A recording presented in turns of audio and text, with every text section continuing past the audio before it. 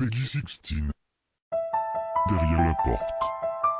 Peu de temps après que Pépé Arthur se soit suicidé, Mémé a commencé à agir de façon étrange. Elle a engagé des ouvriers pour retirer toutes les portes intérieures de sa maison et clouer les portes avant et arrière qui donnaient sur l'extérieur. Elle entrait et sortait par une fenêtre et refusait catégoriquement d'aller dans un endroit avec des portes ouvertes.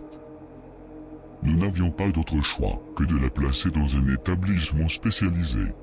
Les infirmières ne nous ont bien entendu pas autorisés à démonter la porte de sa chambre, mais ont promis de toujours la garder fermée. C'était le mieux que nous puissions faire. La peur des portes est appelée entamophobie. Je me suis renseigné là-dessus. Mais ce n'était pas vraiment le problème de Mémé.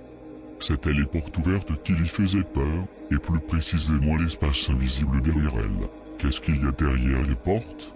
Lui avions-nous demandé. De quoi as-tu peur? Je ne peux vous le dire, répondait-elle toujours. Je tiens trop à vous.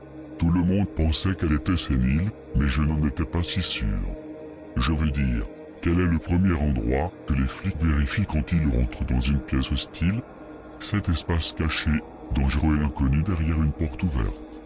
J'ai commencé à remarquer les portes ouvertes partout, au travail, à l'école, dans mon appartement. Pensez à votre propre maison. Est-ce qu'il y a une porte qui s'ouvre contre un mur? Qu'est-ce qu'il y a derrière? De l'air? Des vêtements sur un crochet? Comment pouvez-vous en être certain? Vous pouvez y rejeter un coup d'œil, mais à la seconde où vous vous retournez, cela redevient le territoire de l'inconnu. Mémé se portait bien depuis un certain temps, puis quelque chose d'horrible est arrivé.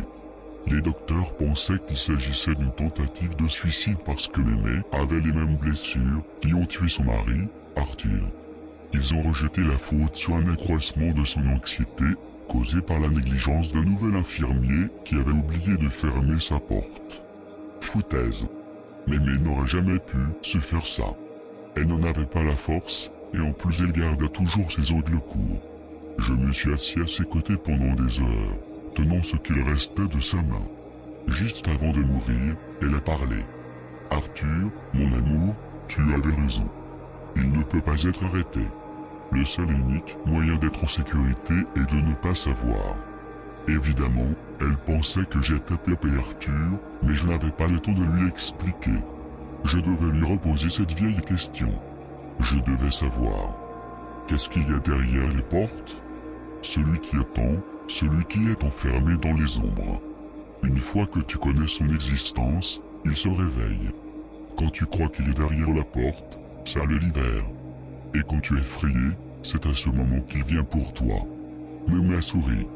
Mais ça n'arrivera plus jamais, Arthur, parce que nous sommes les seuls à savoir. Et je n'en parlerai à personne.